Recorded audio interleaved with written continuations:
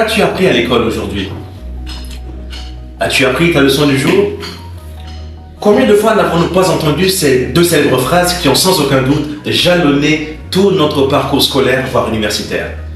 Chez l'Homo sapiens sapiens, le processus d'apprentissage est un phénomène tout à fait merveilleux, magnifique, mais complexe. Jusque-là, les cerveaux les plus brillants, que ce soit en médecine ou en biologie, ne sont pas encore parvenus à cerner tous les contours de ce processus d'apprentissage chez l'homme. Et pourtant, c'est de ce processus d'apprentissage chez l'homme qu'est né un concept nouveau en intelligence artificielle appelé machine learning ou apprentissage automatique. Bienvenue sur ma chaîne, l'Agora du Polymath, je suis Abraham Sadio.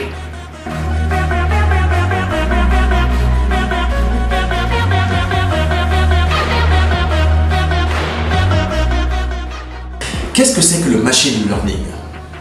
Le machine learning ou apprentissage automatique est la capacité qu'on offre à un ordinateur ou une machine de pouvoir apprendre par lui-même grâce à des algorithmes d'apprentissage. Comment cela se passe-t-il? Cela se passe sur un ensemble de données. Il faut des données massives et aussi un processeur ultra performant. Nous avons ce qu'on appelle un dataset, c'est-à-dire un jeu de données massif. Dans ce jeu de données-là, on a deux catégories de données. Une première catégorie qu'on choisit nous-mêmes, assez importante, assez volumineuse, sur laquelle l'algorithme va s'entraîner, qu'on appelle le training set, autrement dit le jeu de données d'entraînement. Ces jeux de données d'entraînement sont les jeux de données sur lesquels l'algorithme sera entraîné afin de prendre ses repères, de voir les structures et de pouvoir en tirer des règles ou alors des modèles. L'autre côté, l'autre partie donc des données du dataset est appelée le test set. Autrement dit, c'est le jeu de données sur lequel l'algorithme va être testé. Il y a donc deux phases. Il y a d'abord la phase d'entraînement, durant laquelle l'algorithme va être entraîné à déterminer, à identifier les bonnes réponses. Et ensuite, il y a le test set, c'est-à-dire la phase de test sur laquelle ou pendant laquelle l'algorithme déjà pré-entraîné va être testé pour évaluer, pour mesurer son degré de précision quant aux réponses qu'il donnera à partir des données de test ou des données plutôt d'entraînement. L'apprentissage automatique est en fait divisé en au moins trois catégories. Nous avons ce qu'on appelle l'apprentissage supervisé, l'apprentissage non supervisé et l'apprentissage par renforcement.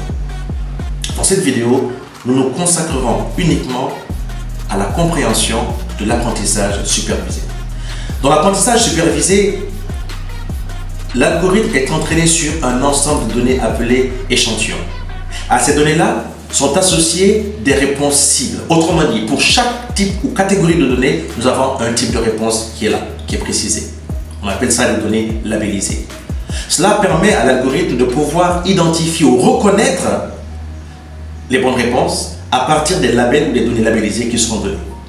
À force d'être entraîné sur ces données-là, il est capable ensuite, sur des données nouvelles, qu'on va appeler des test sets, autrement dit des données de test, il sera capable, s'il est bien entraîné, de pouvoir identifier en se rappelant la structure ou la composition des bonnes réponses qu'il avait déjà eu à observer lors de la phase de pré-entraînement. Dans l'apprentissage supervisé, on peut distinguer deux types de problèmes. Les problèmes de régression, d'une part, et les problèmes de classification, d'autre part. Dans les problèmes de régression, nous avons en général des réponses de type numérique, telles que par exemple le prix moyen d'un terrain ou d'une maison, avec bien sûr en précision sa superficie, sa zone géographique, la ville ou le pays. Dans les problèmes de classification, nous avons par exemple la capacité à identifier des types de fleurs, par exemple d'hibiscus ou de pissenlit qu'on appelle, par rapport à la forme des feuilles, par rapport à la taille et à d'autres choses également, telles que la couleur, etc. Voilà donc les deux catégories de problèmes que l'on retrouve dans les problèmes de résolution de type apprentissage supervisé. Dans la prochaine vidéo, nous allons aborder le concept d'apprentissage non supervisé. Si cette vidéo vous a plu, commentez, partagez massivement et surtout abonnez-vous pour ne rien rater des prochaines vidéos. Merci et à très bientôt sur ma chaîne L'Agora.